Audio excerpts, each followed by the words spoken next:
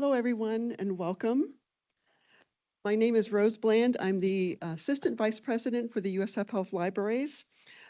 Welcome to all of you and to those of you who are joining us virtually, and especially the members of the History of Pathology Society. We're so glad to have you as well. We are honored to be able to host this event, the Dr. Santo Nicosia History of Medicine Lecture. We are deeply grateful to him for all his generous support. Thank you, Dr. Nicosia. And now it's my pleasure to turn it over to our Executive Vice President and Dean of the Morsani College of Medicine, Dr. Lockwood. Dr. Nicosia, I want to thank you for being the impetus behind all this. I'm not sure whether this has a Greek or a Calabrian flavor to it. Sicily, but since we're all cousins, it doesn't really matter. So this lecture series was initiated by Santo Nicosia, who's a distinguished university professor, former chair of pathology, and a lover of history and also of Italian food. Has written a great book about, I thought it was Calabrese food. Yeah. Much more important than any other region in Italy, because it's where my grandfather came from. And so as we navigate, no offense, as we navigate these really tumultuous times, I rely more and more on history to kind of be my guidepost. I mean, I just saw that the Supreme Court threw out the Trump tariffs. Well, that was very similar to what happened with FDR when the Supreme Court decided that the WPA and NRA were unconstitutional. And it'll be interesting to see if he tries to pack the court like FDR did, or what his reaction will be to that. So we live in a very interesting time, very challenging time, it seems, in healthcare in particular. But history is a great guide and gives me not only comfort, but great ideas. And so I know that some in the room will know that if they really aren't expert at military history from 1805 to the present, they really can't talk to me at a meeting because I'm going to use some military analogy. But there's much to be learned in the strategies and tactics that we can derive, whether it's political, economic, military, you name it. Obviously, I'm particularly happy to have Dr. Mangione here. He is an amazing speaker. I've heard him speak. We actually wrote a paper together. He mostly wrote it. I took credit, but really an amazing guy to have our visit from Thomas Jefferson University in Philadelphia. So he's going to, at least I've been told, that he's going to share insights about three great pandemics and how they changed history. I'm being an obstetrician, I'm very familiar with the fact that an obstetrician resulted in in Queen Victoria coming to power because he screwed up forceps of the Princess Charlotte. But it's a whole different story, which I'm happy to provide a lecture on later. And I think that's it. I think, Rose, you already spoke, or are you going to speak again? Okay. Thank you, Dr. Lockwood. Dr. Salvatore Mangione is a clinical educator with a long interest in physical diagnosis, medical history, community service, and the role of the humanities in medicine. His innovative programs and engaging teaching style have been recognized by multiple teaching awards, and his work has been featured in the New York Times, the Los Angeles Times, the Wall Street Journal, the BBC, CNN, NPR, and Forbes.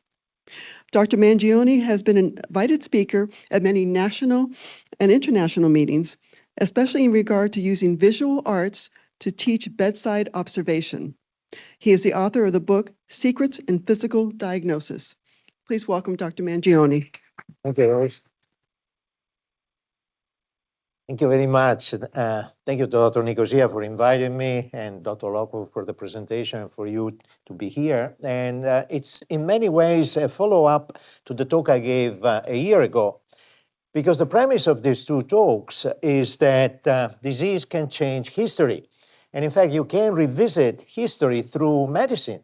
Disease can change history as turning points when it involves leaders.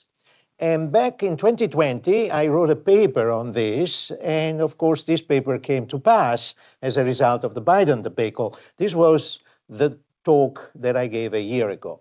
But I also believe that disease can change history when it afflicts people and it strikes people. And of course, on that, I wrote a paper too. I'm turning into a Cassandra back in 2018, when we had the 100th anniversary of the Spanish flu. And of course, everybody knew that something was long overdue and was going to happen, and eventually did come a year later. What is interesting is that that particular paper had a hard time getting published, and I even proposed it as a presentation to the American College of Physicians, and they turned it down. And I think the reason why they turned it down is that it can't really happen here. We know better. And of course, we were proven wrong. Now, from a philosophical point of view, COVID forced us to face our own mortality, but more importantly, forced us to consider the mortality of our species and of the planet. So when Donald Trump was elected president in 2016, within a week, they asked Stephen Hawking, Professor Hawking, how much do we have as a species? How long? And he says, if we're lucky, 1,000 years. Then he looked at Trump for 6 months and he downgraded us to 10 years, and then he dropped dead. So he never told us whether we're going to do ourselves in through AI run amok, through a nuclear exchange or global warming, or through a killer virus, pretty much like COVID-19. Now, this haunting picture of people dying in the streets of Wuhan was taken on February 14, 2020. And at that time, which was a Valentine Day, I was on the other side of the planet. I was in Venice, which is 85,000 miles away from Wuhan, and I was in front of the Bridge of Sighs with my wife, pretending to be Leonardo da Vinci for the local carnival.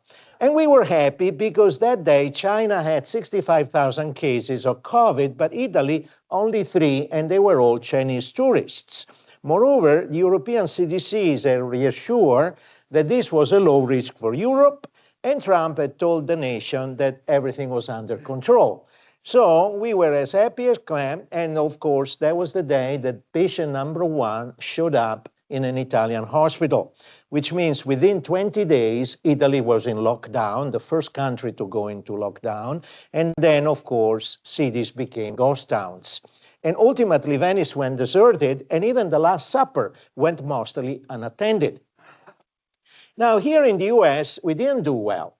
Well, we did well in the sense that we were number 1 for deaths, but we, of course, ended up lining up for guns and ammo.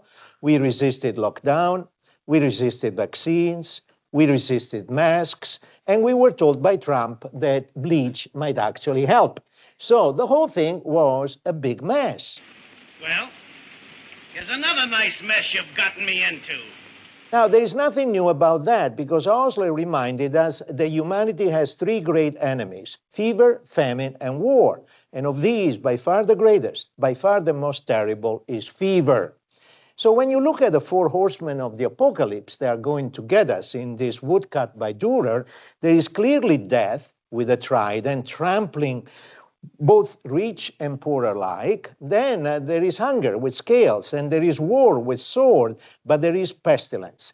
And what is interesting about pestilence is that it has the bow and arrows of Apollo. The Greeks were convinced that pestilence was Apollo going mad and basically throwing arrows at the people. And this goes back to the Iliad. Homer writes, and Apollo came down furious from Olympus with his bow and quiver upon his shoulder, and the arrows rattled on his back with the rage that trembled within him. He set himself down away from the ships with a face as dark as night, and his silver bow rang death as he shot his arrows in the midst of them. First he smote their mules and their hounds, and then he aimed his shafts at the people themselves, and all day long the pyres of the dead were burning. For 9 whole days, he shot his arrows among the people.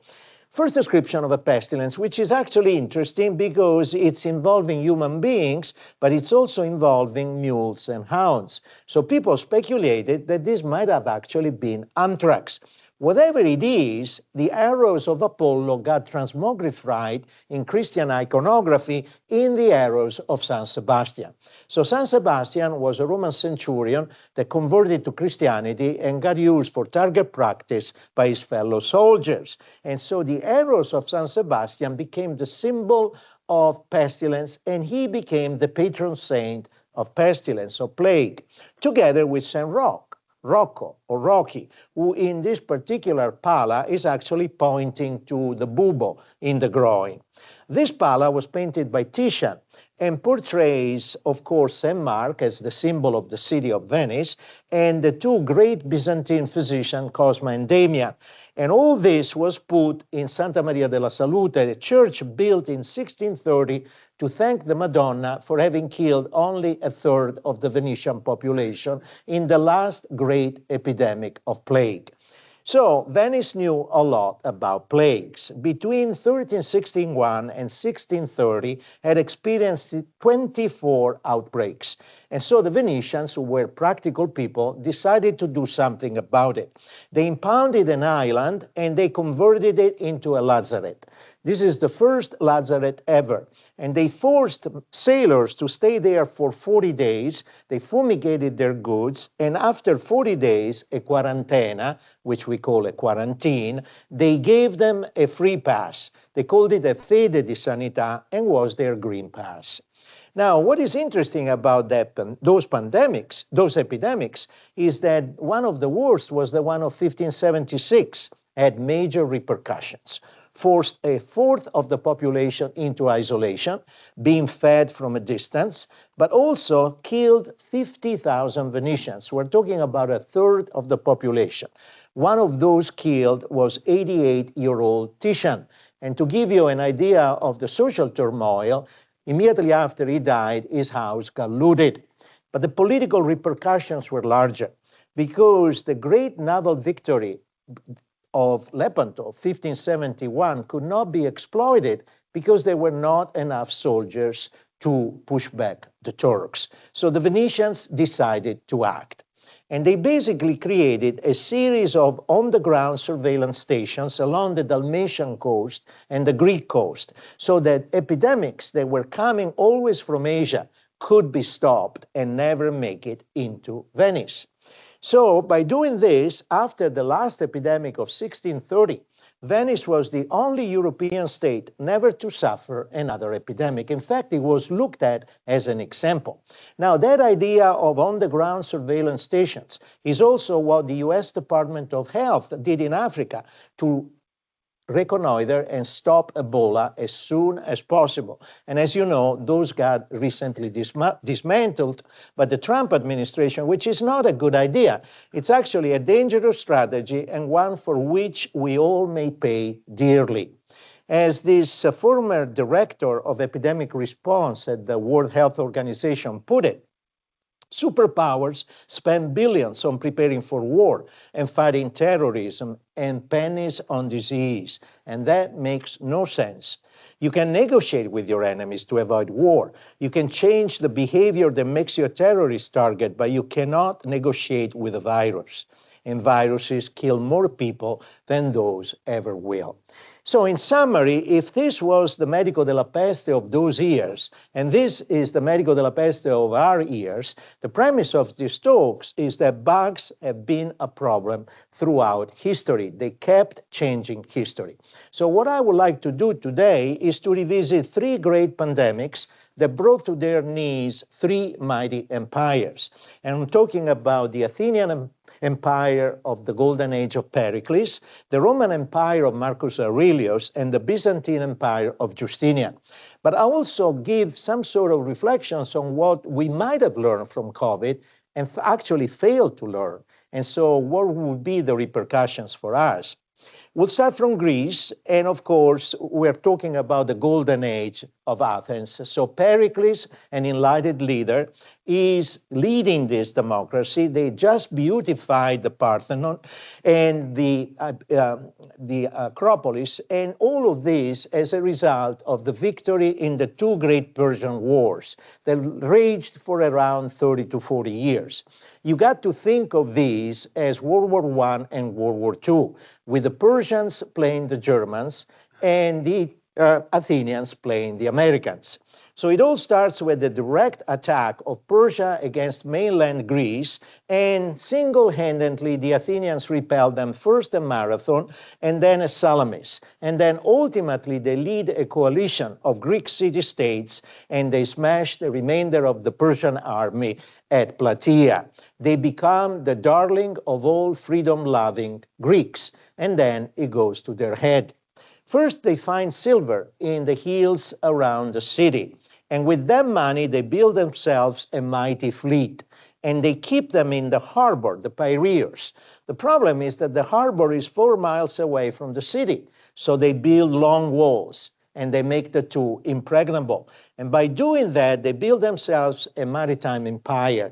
And they run it in a ruthless fashion. So if you minimally try to disengage, they will invade you and bring you democracy. Thucydides comments, "The strong do what they can, and the weak suffer what they must."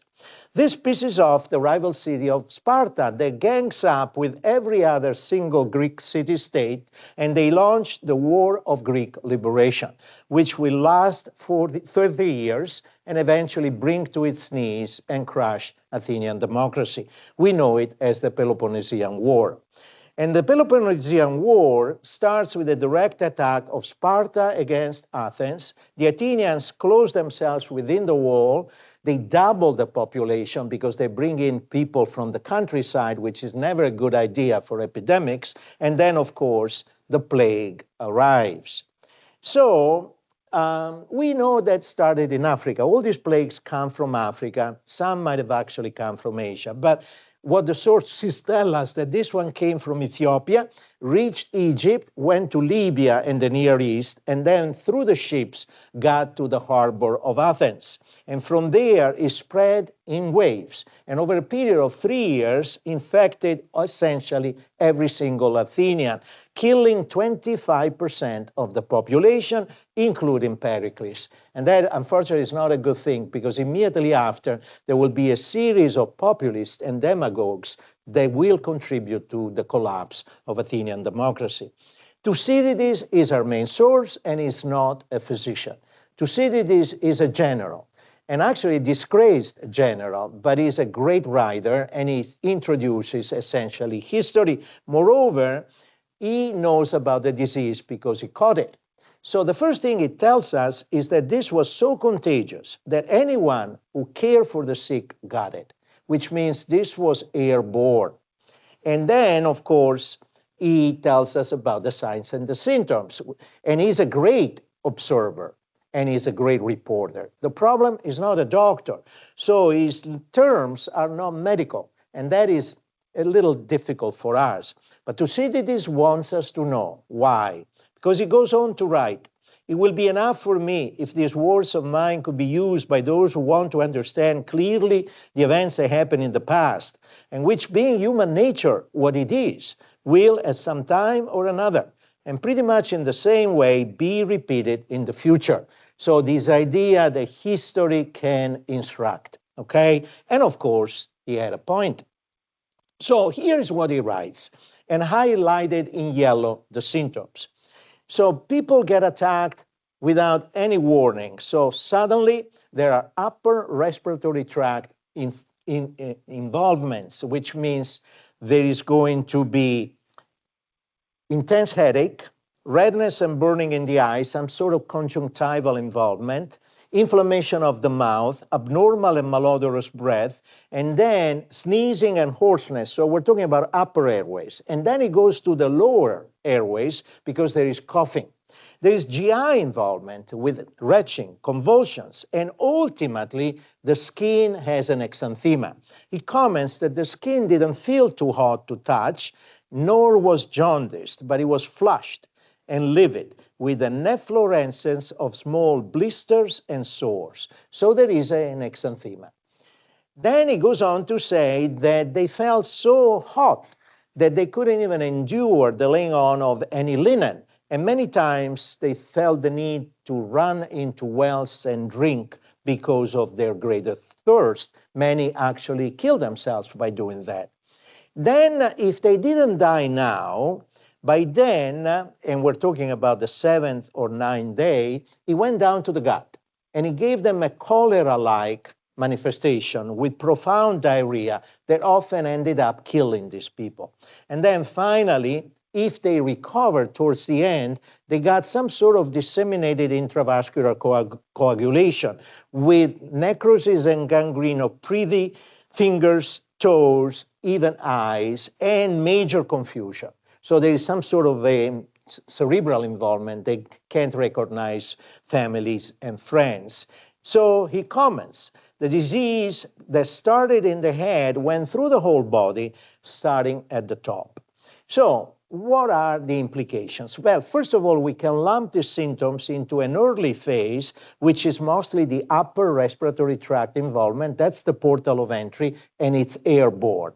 Then there is the rash. So the rash is the hallmark of the second stage. And remember, this, according to him, is face towards extremities. That is important.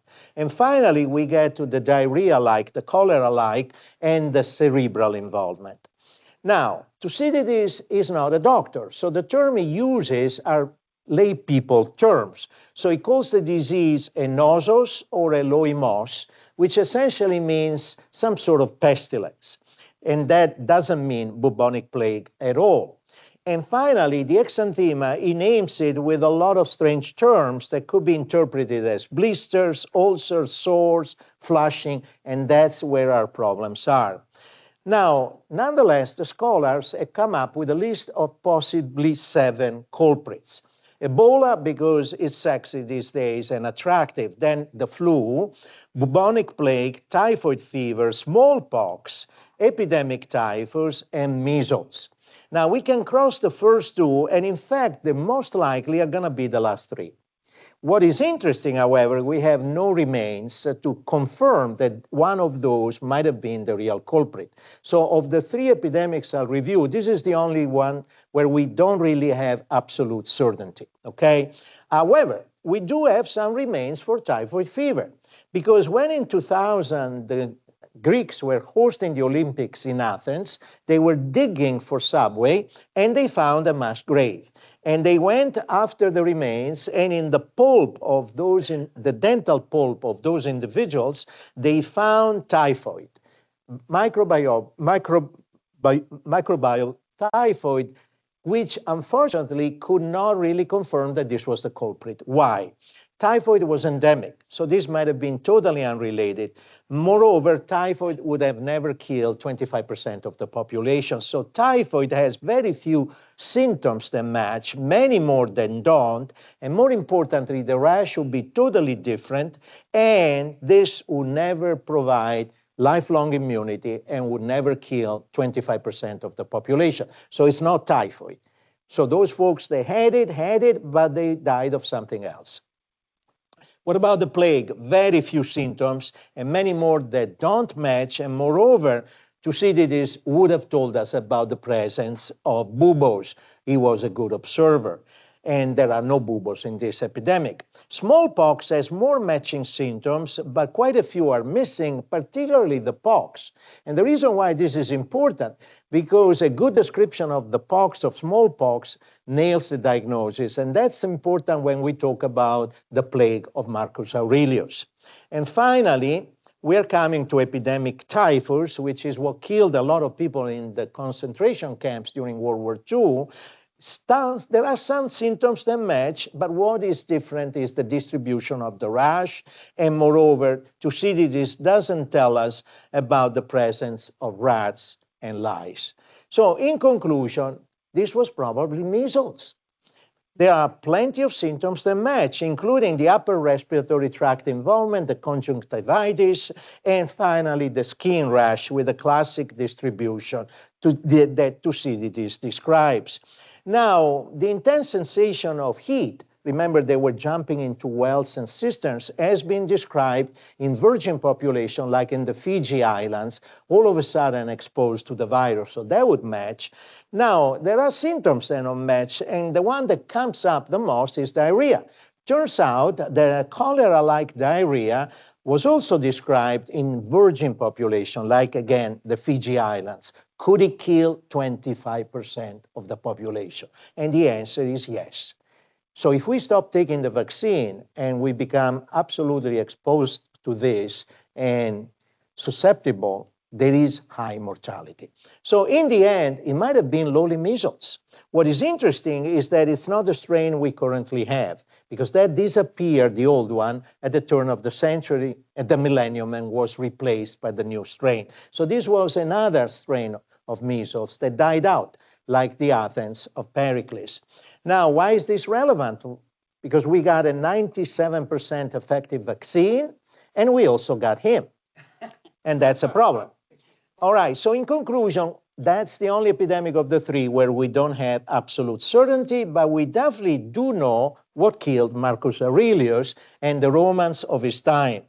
By the way, if you go to Rome, that particular statue is a laser reproduction. They took it out when I was a med student because the original, as a result of pollution, was being damaged. So you have to go to a museum to see the original. But what is interesting is that according to Mark Twain, history doesn't repeat itself, but it does rhyme. And just last week, The Atlantic published a paper comparing our own COVID to the plague of Marcus Aurelius. And why did they do this comparison? Because the empire of Marcus Aurelius was at its zenith. Rome at that time was the US of today. It was the superpower in all fields, in culture, in economics, in politics, and in the military. And he ruled a war state that went from Scotland to the Sahara, from the Atlantic to Iraq, and they had a philosopher king. So for the first time, a philosopher becomes a king. This is the author of the Meditations. And this is the fulfillment of Plato's hope.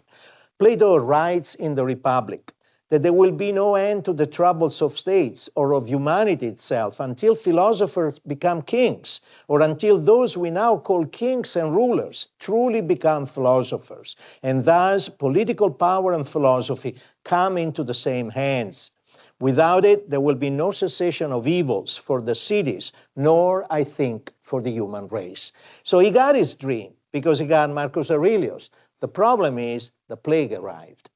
So the plague comes courtesy of the legionnaires, who at that time were campaigning in Persia.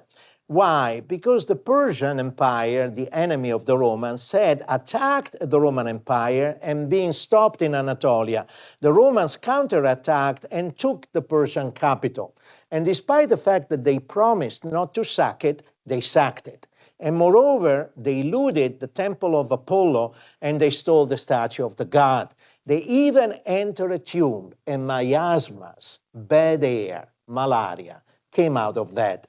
This basically means that the Romans were convinced that in order to catch a bug, you need to do something of that sort. The chroniclers write, the pestilence issued forth, bringing death and contagion all over the empire, from the borders of Iran into the Rhine River and in Gaul. So that's how they thought that epidemic spread. Now, of course, that's not because you offended the gods and not because bad air comes out of a tomb. It's because a virus gets into your body. Now, the good news about this epidemic is that we have the best physician of the time to describe it for us. The bad news is that we have the best physician of the time to describe it for us because Galen is a prima donna.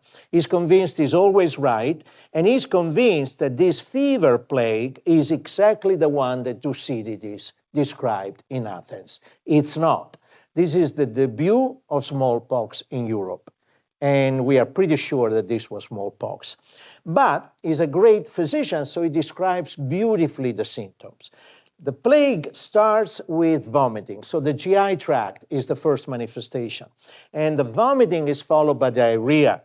Now, they vomit auburn and later yellowish and ultimately black vomit. So there is melena. So there is GI bleed. In fact, this is so serious that those who excreted very black stools, melena, and vomited blood ended up dying more frequently. Yet in those that survive, black stools appear only on the 7th to 11th day. This is important because by the time you reach 14 days, your immune system is responding. And so those people are more likely to survive. But if they made it to that stage, then they got the rash. And he describes the rash beautifully. This appeared on the 9th day. It was ulcerated in most cases and dry, with no liquid oozing out of it, eventually turning into a black eschar. And where it wasn't ulcerated, the exanthem was rough and scabby, and it fell away like a husk. And in those with ulcers, the scab also fell away, and the skin below was badly scarred. This is such a great description that as early as 1000 AD, a Persian physician named Rhazes says this was smallpox. It's so beautiful, such a description by Galen, that had to be smallpox. And currently, the Littman, a couple of classical scholars and medical scientists, scholars on the field, and probably the authorities on the field, have concurred that this was indeed smallpox. They write, although Galen's description of the plague is incomplete, it's adequate enough to enable firm identification of the disease as smallpox because of the excellent description of the exanthema. Now, the hemorrhagic nature, remember they were vomiting blood and having black stools, the melena, and the intestinal bleeding strongly suggest that this was the hemorrhagic phase of smallpox, which is the worst kind of smallpox you can get. In fact, and here is interesting, 100 years ago, Minneapolis had a smallpox epidemic. And in those cases, 164 out of 196 hemorrhagic cases died. Conversely, garden variety smallpox only killed 165 out of 386. So in summary, they got smallpox and they got the worst form of smallpox. And that means that they died out. Now, this might have come from China because the plague was clearly afflicting the Chinese empire. And now we know that because Chinese records at the same time talk about plagues. And in fact, there is a guy whose name is Kyle Harper, who's written quite a bit about it, that is convinced that actually this came from China, not from Africa. Why? They had globalization. In fact, at that time, there were three great empires. There was Rome in the West, Persia in the Middle East, and China in the East. And they all communicated through the Silk Route. But they also communicated through shipping routes. And so the result is that at the end, everybody got sick. Now, the repercussions for the Roman Empire were huge because people died out. The emperor dies. Marcus Aurelius is killed. Other emperors die. Their family members get afflicted. 5,000 people a day die in Rome. And in fact, in the barracks, people die out even more because, of course, they are all cramped in small environments, which is a problem because the Roman army that had created the empire until then was made of Italians, Southern French, and Spaniards. And they were all Italians, essentially. We had colonized Southern French and Spain. From now on, it's going to be made up of German mercenaries, and that would ultimately come to haunt them. Now, Harper estimates a final death of 10 million people in an empire of 70 million. The repercussions are military, economic, social, and even religious, because maybe the gods are upset because we're worshiping the wrong gods. And there is this new god coming from the Middle East called Christianity. Maybe we should convert. The great conversion happens during the century following the plague. And then finally, the arts get the base. Let me give you an idea of what the sculpture was at the time of Marcus Aurelius and the painting. And this is what came after. So it's a social and political collapse. These are all the emperors of the 3rd century AD that followed the plague, and only 2 of them die in their bed, which means that the empire splits. There's going to be a western half an eastern half, and then there is going to be the proper Roman Empire until a series of Illyrian, from the Balkans, general soldiers and emperors kind of patch it up, and they put it back together by reforming the army, bringing in all these mercenaries from Germany, and ultimately they gain 100 more years of survival until finally the western half collapses. Now, when the western half collapses, there is still a rich eastern half, and the eastern half is built around the capital, which is on this graceful peninsula between the Golden Horn and the Sea of Marmara. And Constantinople, like Rome, is built on 7 hills, but guarded by the mighty walls of Theodosius, which I actually walked the entire span a few years ago, are 3 rings of walls and make the city impregnable. In fact, the city couldn't be conquered until the development of gunpowder. And as a matter of fact, the Turks were able to smash those walls with guns sold to them by the West. Hungary sold them those guns. Result, within the city, all the best that the Roman and the Greek civilization could assemble. In center around the hippodrome, and at the starting gate, they have a quadriga of 4 bronze gilded horses, which now are beautifying the Basilica of San Marco in Venice, because the Venetians stole them during the sack of Constantinople of 1204. But this is earlier, of course, and they have a good emperor. They have Justinian, who's 46 and will be ruling for 40 years. And he's speaking Latin, and is considered the last of the Romans, and he has a very smart wife, whose name is Theodora. And together they start by beautifying the city. So they build the great cathedral of Hagia Sophia that Erdogan just turned again into a mosque. And moreover, they have a good general. His name is Belisarius. And they decide to strike back. They decide to go and liberate those lost provinces. So they send their mobile army back west. And over a period of 20 years, they will liberate North Africa, southern Spain, and ultimately Italy. And so Justinian has rebuilt his own little Roman Empire. And then, of course, the plague comes. Now, the plague kills Theodora. She's the first to go. Justinian gets infected but survives, and he will be forced to see, over a period of 3 years, half of the population of Constantinople and half of the population of empire to die as a result of the bubonic plague debut in Europe. So this is the real bubonic plague, first wave into the West.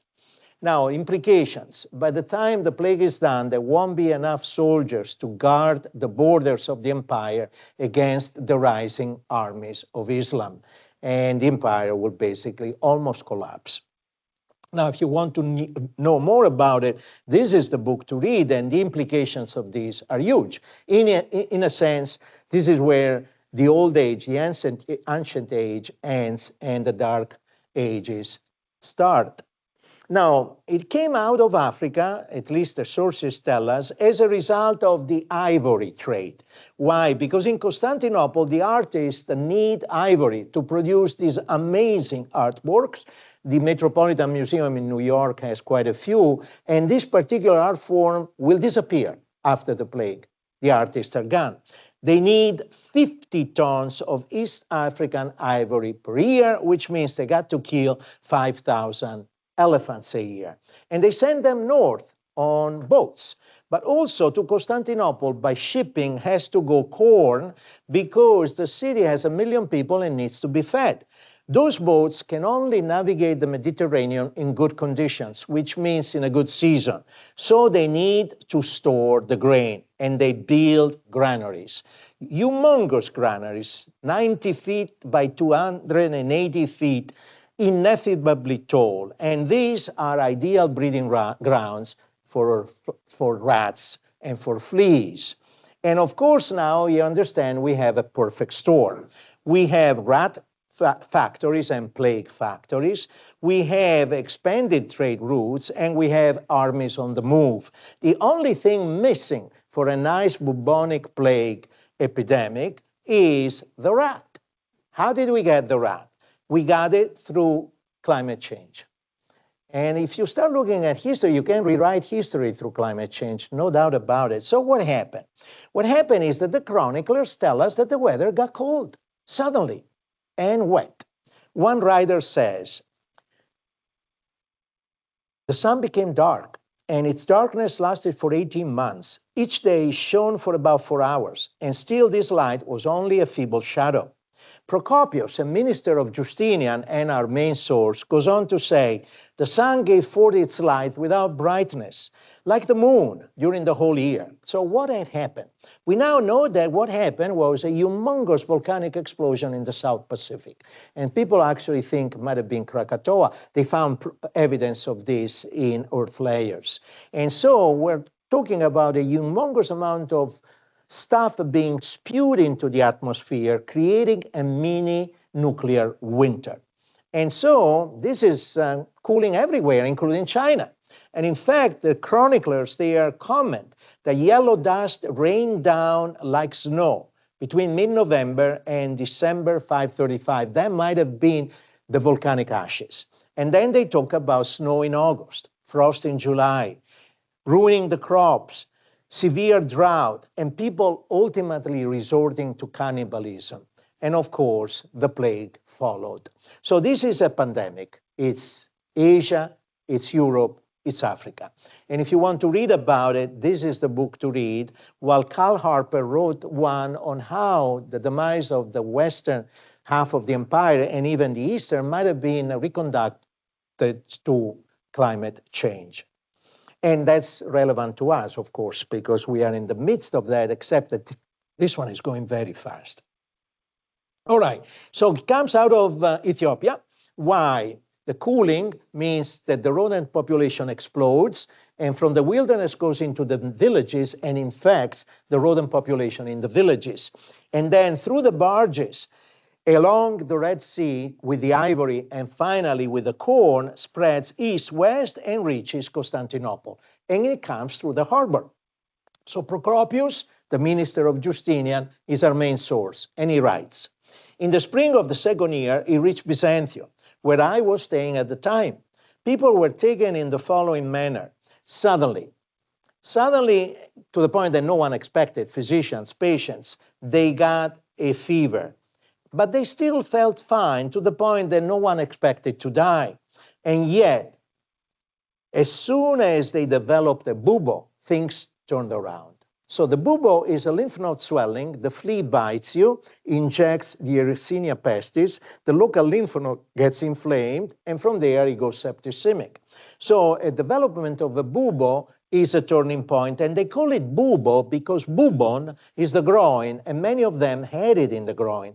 But as Procopius writes, it could also be in the armpit or behind the ear. It's the lymph node of the region where you got bitten by the flea. Up to this point, the disease was the same in all patients, but from that point on, things moved fast because they went into a coma, into a delirium, and they couldn't recognize people. And moreover, they started having GI manifestation. They vomit blood.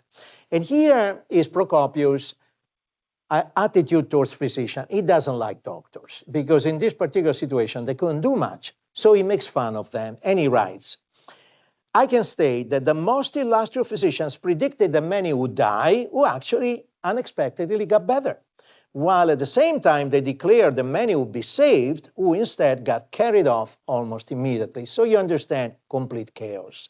Yet, and here's an important point, neither physicians nor lay people contracted the disease through contact with the sick or the dead. What does that mean? That this was not airborne. This was not a pneumonic spread like the Black Death of the 1300. And that is much, much worse for plague. They get a DIC, so they get necrosis of the hand, and they get septicemia. So this is a bubonic septicemic form of the plague. Social collapse. Procopius writes, at first, the deaths were a little more than normal. Then mortality got higher until the dead reached 5,000 each day, and then 10,000 and more. And initially, each man attended to the burial of his own dead, and these they even threw into the tombs of others, either escaping detection or using violence. But afterwards, confusion and chaos became complete. Slaves lost their masters, and prosperous men lost their slaves to sickness and death, so that many houses became destitute of human inhabitants. For these reasons, some of the most notable men in town remained unburied for days. And this brought back to mind pictures of Bergamo, Italy, that had been the epicenter of the Italian epidemic, where the morgues were so full that they had to store them into churches, and then after a quick blessing, put them on military trucks and send them to nearby cities to be cremated. Now, pictures coming out of Delhi showed people being burned in the streets in pyres or being simply thrown into the Ganges. So you understand the social implications of this kind of ordeal. Procopius goes on to say that people even took off the roofs from the towers of the walls and buried the people there, and then they covered them up again. As a result, an evil stench pervaded the city. During this time, it was impossible to see any man in the streets, but all who had the good fortune to be healthy were in their homes, attending the sick or mourning the dead. And if one did succeed in meeting a man, he was carrying one of the dead. Work of every description ceased, all trades were abandoned. And this involves everybody, because he says this not only happened in Byzantium and in the Roman Empire at large, but also involved the land of the Persians and ultimately the barbarians too. So he concludes that through this pestilence, the whole human race came near to being annihilated. The implications historically are huge, because as a result of Justinian fleas, which is again the debut of bubonic septicemic plague throughout Europe, throughout Asia, throughout Africa, there is an ongoing waves of plagues. This goes on continuously, and people have estimated 100 million folks ended up dying. So there are no soldiers left to man the borders against the rising arms of Islam. And this explains why the recreated Roman Empire of Justinian collapses so quickly. The first to go is Italy, lost to the Longobards, the last barbarian to invade the peninsula. And then the Arab armies do the rest. They first swallow the Persian Empire, then they move across Africa, they cross into Spain, and they finally get stopped by the Franks at Tours. And by the time this all had happened, the Empire of Justinian was reduced to the Balkans and Anatolia, and all as a result of Yersinia pestis, which we know for sure because we found mass graves, and in the pulp of the teeth of those remains, they found Yersinia pestis. So in conclusion, through this review, clearly the plague of Athens, the plague of Galen, and the plague of Justinian brought to their knees the Athenian, the Roman, and the Byzantine Empire. But it's not only those bugs, because the Black Death ends feudalism and starts a renaissance. And then there is the Columbia Exchange, which means we give Native Americans measles, smallpox, malaria, and TB, and they gave us syphilis. Syphilis might have actually launched the Protestant Reformation, because what happened at that time is everybody was trying to get into Naples, the Spaniards, the Italians, and the French. And the French army was made of German mercenaries, and they all got sick with syphilis. And the Germans went back home to Luther, and they were maimed by the secondary stage of syphilis. They had lost ears, eyes, they had lost their nose. And when you knew that even the Pope, the Borgia Pope, had syphilis, Luther says, enough. Then we have the sale of Louisiana to Thomas Jefferson by Napoleon, which was the result of yellow fever. Napoleon wanted to unload Louisiana, and he got defeated in Russia by typhus. Typhus and the Spanish flu might have actually ended World War I and created the Russian Revolution. And that brings us to us. So what did we learn out of this thing, which the UN Secretary General called a dress rehearsal for world of challenges to come, and clearly was implying this. Now, there is a positive silver lining. What did we learn? Well, crises are good. because in Mandarin they are expressed through characters. One is danger, but the other one is hidden opportunity. So there is a silver lining. So what might have been the lesson of COVID-19? The lessons of COVID-19 might have been the pandemics are great levelers, and that there is a need for science, a sense of common purpose, the awareness that problems have become global, and thus the need to reject war. And finally, the rise of enlightened leaders. Let's start with a great leveler. The general idea is that whether you live in a penthouse or down in the gutters, you are still equally susceptible to the virus. And that, of course, didn't turn out to be that. But people were hoping that maybe the maldistribution of wealth might have been redressed as a result of the pandemic. After all, feudalism got a major redressing as a result of the Black Death, and people speculated that our own maldistribution might have undergone the same changes. Turns out that that's not the case, because actually the super rich got even richer, and the poor are still poor. In fact, 60% of our fellow citizens still live paycheck to paycheck. Close to 1 million are homeless. Now, when you come to a national leveler, that means, did we all suffer the same? Turns out not to be the case, because, of course, lower-income countries were much more involved for a very good reason. They could not afford the vaccine, and so they died significantly more. But what is interesting is that we also died, and we could afford the vaccine, and in fact, we developed the vaccine. To understand that, you have to see how many people got at least a dose of vaccine. In the poor countries, they couldn't afford it. The middle to high income countries did get it, and they used it, but we did not. And of course, the reason is this, and this is a problem. This is a problem because this was a great achievement of science. It took less than 2 years to develop the vaccine, and still we rejected it. Now, what is interesting is that 30 years ago, Carl Sagan wrote a prescient book, and it was his last book. And he wrote, "Science is like the light of a flickering candle in darkness. Science is more than a body of knowledge. It's a way of thinking.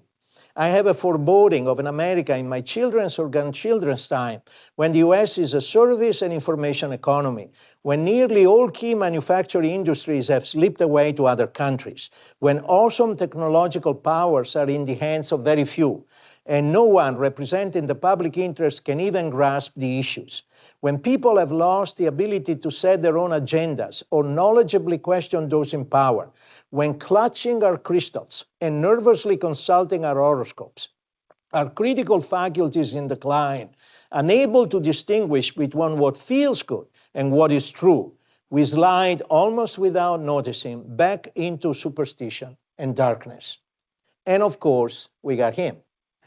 Now, he told us not to worry because good nutrition, cod liver oil, budesonide, and vitamin A have all shown good results towards measles. And in fact, vaccination must remain a personal choice. So what happens when you put the fox guarding the hen house? You get into trouble. Chickens come home to roost. And now we've had not one, but 2 measles epidemics.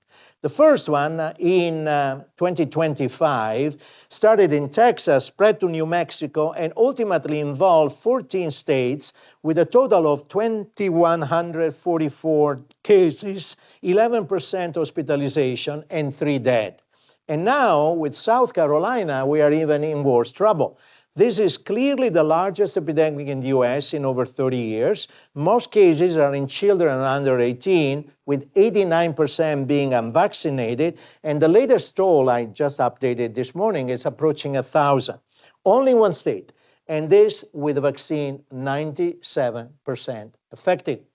Euripides actually went on to comment on that, and I'll tell you in a minute. The reason why Euripides would be timely for this is because he's also affecting the industry that will develop the next vaccines. They're pulling back. So what did he write? He said, "Those the gods want to destroy, first they'll make mad, and they'll give them Bobby Kennedy." And that's a problem.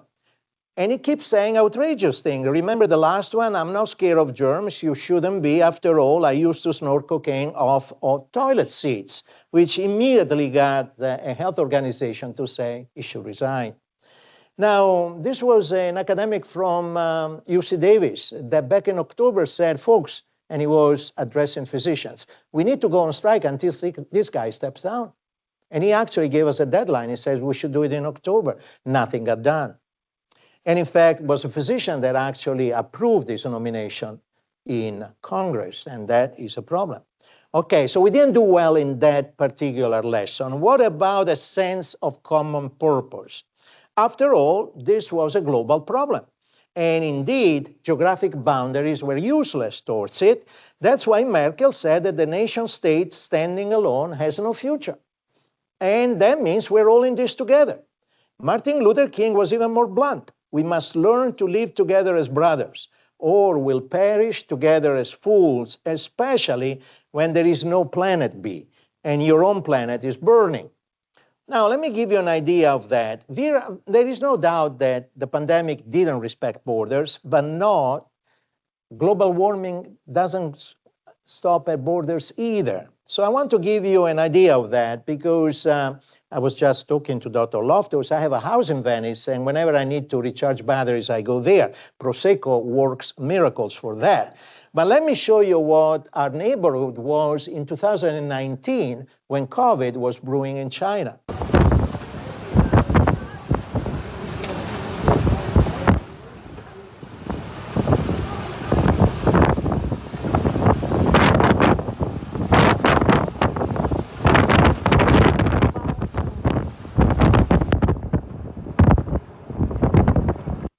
Now, this is not only Venice, because it could be New York, it could be Miami, it could be San Francisco, and in fact, it was California in 2023, and it was Texas in 2025. And in Pakistan, a third of the country was deluged to the point that 33 million were displaced. Where are you going to put all these people? Now, that the coronavirus was an SOS signal for the human enterprise meant, did we really get the lesson? Did we address this? And the answer is initially yes. There was a big reset. Emission dropped by 17% to the point that finally people were able to see again the India Gate at New Delhi. In Venice, we were able to see the bottom of the canals. There were even swans coming back to the lagoon. In Constantinople, Istanbul, there were dolphins finally in the Golden Horn and goats roaming the streets of a Welsh town. But this didn't last long because after this 17% drop in emissions, we immediately went back to normal and business as usual. And the last 3 years have been the hottest on record. The implications are huge. The West has got no snow this year, and people are freaking out there because this means rivers. And it's astonishing. They had to actually cancel forever a sled competition in Idaho because there wasn't enough snow for 3 consecutive years. Now, let me tell you a little bit of what's going on in Europe. Now, you're all seeing the Olympics. The Olympics are taking place in Cortina, and in 1956, 70 years ago, they took place in Cortina. I was 2 years old, and I was there, because my family had a house in Cortina, and we used to go. I might even been conceived in Cortina. There was plenty of snow. But this year, this was Cortina in December. So when you're seeing those Olympics, keep in mind that 85% of all that snow had to be artificially generated at the cost of 10 million euros. And the reason for that, in 70 years ago, there was no need for it. The reason is that things are changing. This is the iconic picture of the Olympics, a British athlete coming down au naturel because it's hot. Now, why is this important? Well, who cares about the Olympics? The Italians are predicting that these will be the last Winter Olympics. Just to give you an idea, the city of Cortina in the last 70 years has seen an increase in temperature during the month of February of 3.6 degrees Celsius, which is astounding. The implications are glaciers are receding. I used to ski in that glacier when I was in medical school. They closed the school in the summer because the glacier is gone. And in fact, take a look at these American couples celebrating their honeymoon on a glacier in Switzerland in 2009, going back in 2024. What does that mean? That means drying rivers, which means problems with agriculture, failure of crops, fighting for a loaf of bread, Cormac McCarthy, the road. So did we address this problem? Not particularly. We rearranged the deck chairs on the Titanic. We are actually told by Trump that it's all a scam anyway. Climate change doesn't exist. In fact, we shouldn't worry. And he canceled a lot of rulings of the EPA. So this means, did we get an enlightened leadership? Well, we sure got him, but we also got them. And frankly, take a look at this body language. Would you buy a used car from any of those men? I would not. So we are in a situation of a leaderless free world spinning away towards trouble. And who's going to help us out?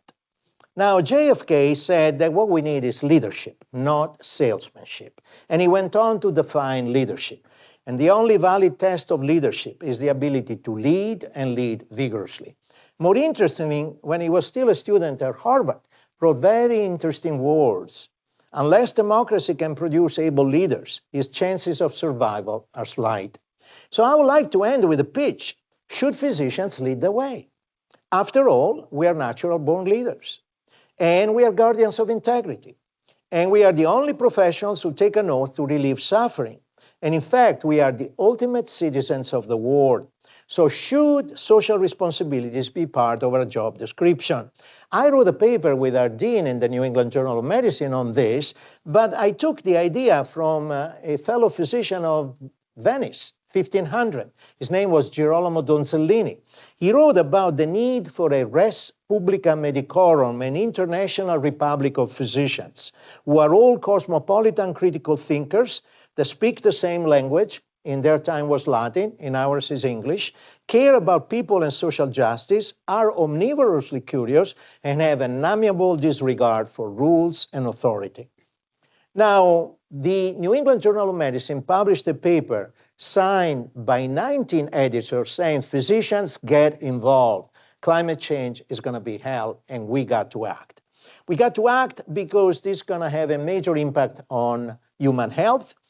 It's going to change the pattern of infectious diseases, and some people have even speculated COVID-19 came out of climate change. So did we produce a Bernard Laun that created an organization of physicians against nuclear war? Did you produce somebody like him that created a similar organization against climate change? And finally, war. Did we put an end to war? When you go to the Imperial War Museum in London, which is at the Bedlam, because the Brits have a sense of humor, it's the mental asylum, the old mental asylum. When you enter, you're welcomed by this quote by President Kennedy: "Mankind must put an end to war, or war will put an end to mankind." So did we learn that lesson from COVID-19? And of course, the answer is we didn't. We are in the midst of two great wars. One has been raging longer than the American commitment in World War II and has caused tremendous amount of atrocities. And then we have Israel. This was October 7, and this is everything that followed.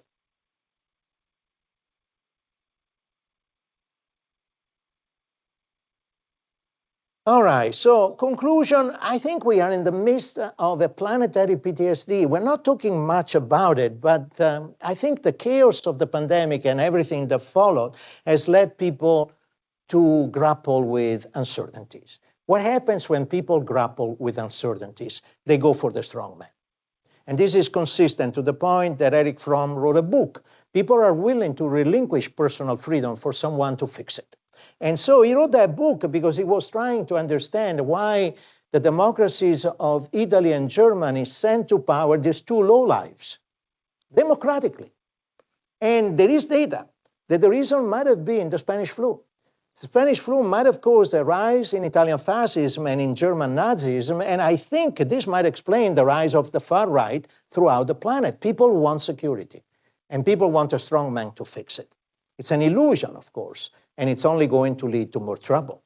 So, conclusion, we're in trouble, and this might be eventually the lesson, which goes back to this Italian aristocrat from Sicily. Everything had to change so that everything could stay the same. And if that's the case, let's look on the bright side of human extinction. This poster was actually made by this Venetian artist in Venice just before the pandemic, and I bought it, and it's now in my home. But the reality is that, of course, we don't know, but so far, we haven't really learned much. A student of mine back in 2019 sent me an email. I can't wait to see what we won't learn from this epidemic. And I think overall, we haven't learned much. So it's a pity. Epidemics can teach us if we're willing to listen.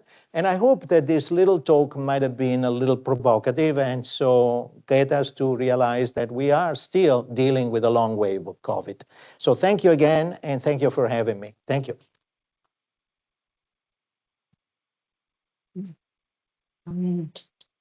Thank you so much, Dr. Mangione. And now, if anybody has any questions, and including our online people, we're monitoring the chat.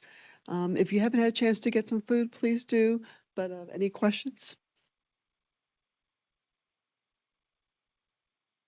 That was fantastic and wonderful, and I could listen to you literally for days, and it's just so thought provoking.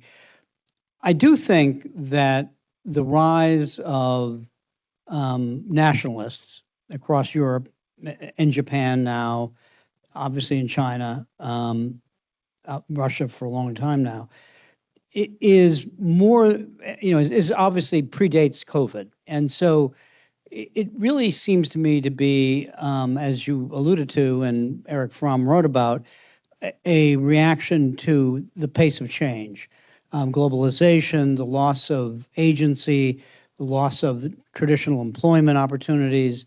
And I think this exacerbated nativism, thus the focus on immigration, and the easy ability by President Trump to inflame that. The borders really were completely out of control under Biden. They were much better controlled under Obama, ironically, but he had to go ideologically to the opposite extreme, which just doomed the Democrats in that election more than any other single thing. That, and he was senile.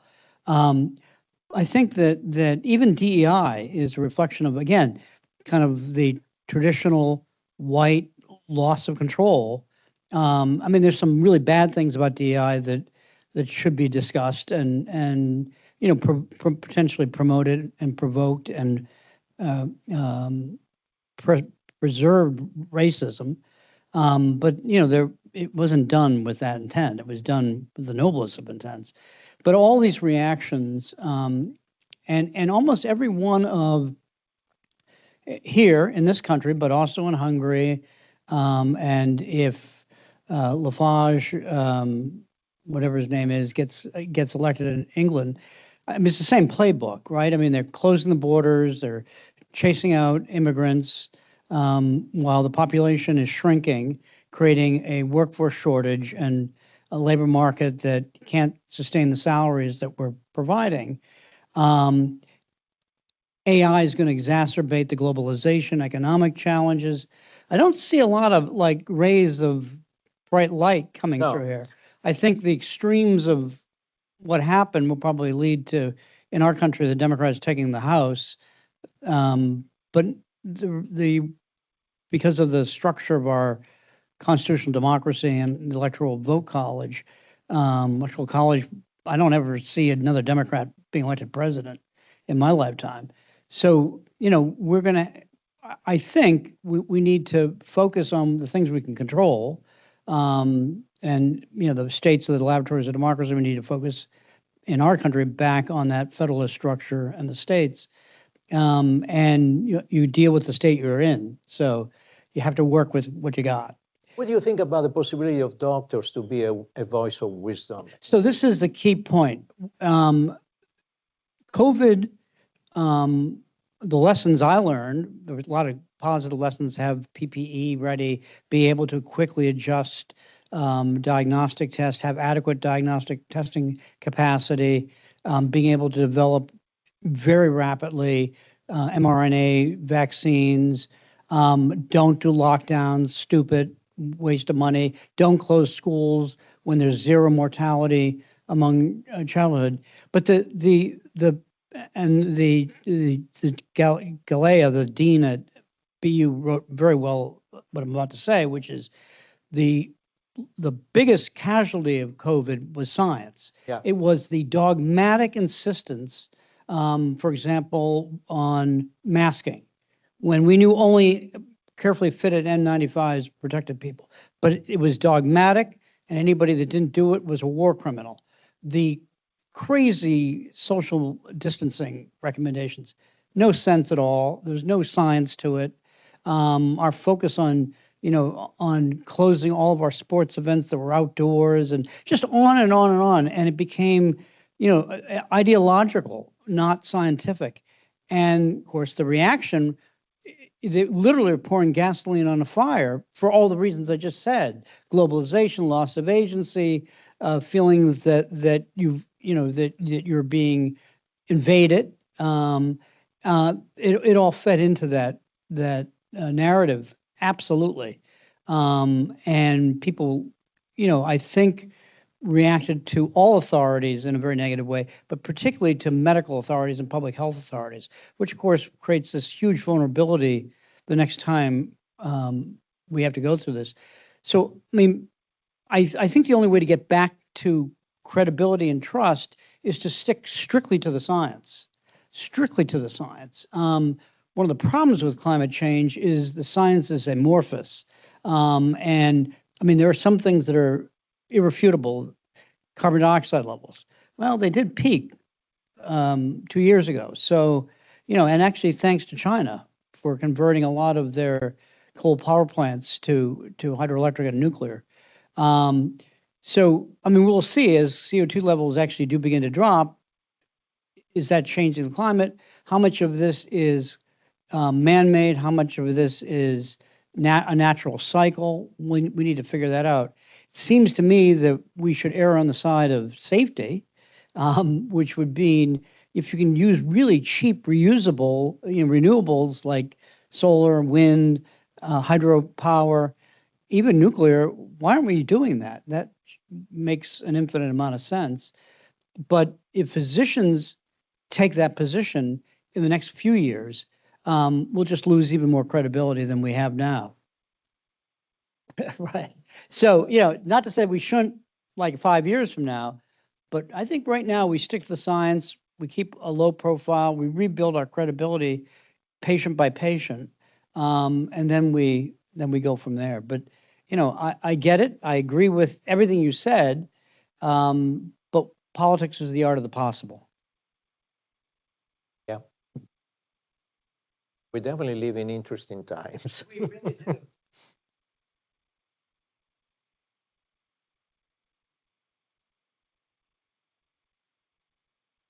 Well, thank you, Oh, Dr. there was a Mangione. question Oh, there. there was a question. I'm so sorry. Physicians can be the agents of change and play the worthy and trustworthy source of information, but has never been a concerted effort to educate the public. And if that was to happen now, the major media channels have lost their trustworthiness for the young people where change can come.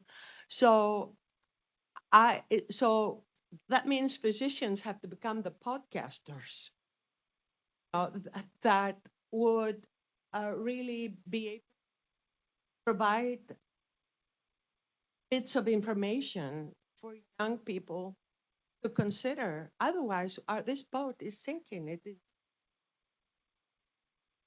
Attorneys have lost their, institutions have lost efficacy. Corporations, I think maybe that the relationships, like the ones that that can be forged among physicians and and right, and corporations or that have conscience. That is, I think you're the only hope. Hope. No, As to your comments, I think you can control things locally. I don't think we're going to have any grandiose changes in the United States, but you know, if deans, and I go around the country now talking about this, if deans adopt this approach, I think kids will be healthier and happier. They'll work harder, they'll perform better, and they'll be much better prepared to be physicians for the rest of their life. Right now, 30% of female graduates of U.S. medical schools within 6 years of finishing their residency either work part-time or stop working. So, I mean, we wonder why there's a workforce shortage. No one will talk about that, of course. Terrified. I would never talk about that. But it's a fact. It's published by the AAMC. I didn't make the numbers up. So, you know, we've created a situation where, you know, again, for the very best of reasons, where merit's no longer a criteria for admissions, where excellence during the course of your matriculation is no longer rewarded. And then people panic when they're trying to get into residency and, you know, do all this research, which is and learn to hate research because they have to do it for their residency program. Medicine's really screwed. We have plenty to fix in medicine.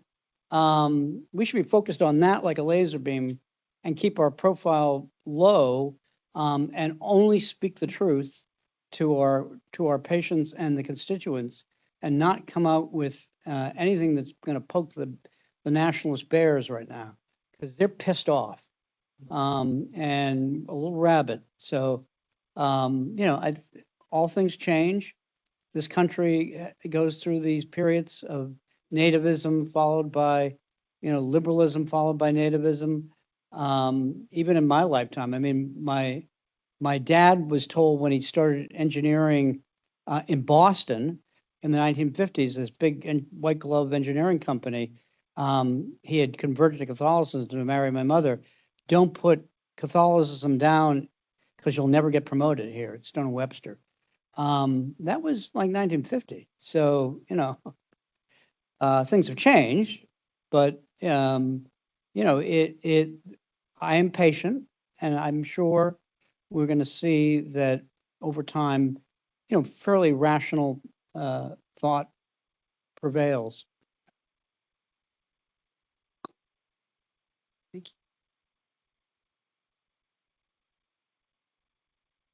Who's going to educate the people? Who's going to educate the educators? The educated? The educators, in order to be leaders and teaching people. Yeah. I think what about it? Physician, we're sometimes losing our role of leader. No, I do believe Providers, not physicians. It's hard. That will require a long conversation, a meal, and a bottle of wine. We are, I don't think we appreciate educators. And frankly, I don't think we appreciate good educators, because we don't think it's important anyway. So what's the point?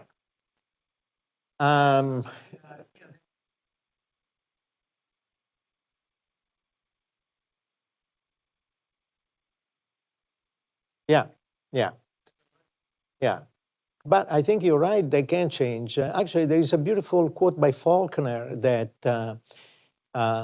good teachers are probably the best artists, because they work with a medium that is the human spirit, and they can influence you for life. So if you're lucky to find those kind of educators, you're really blessed. Does the system recognize them? No.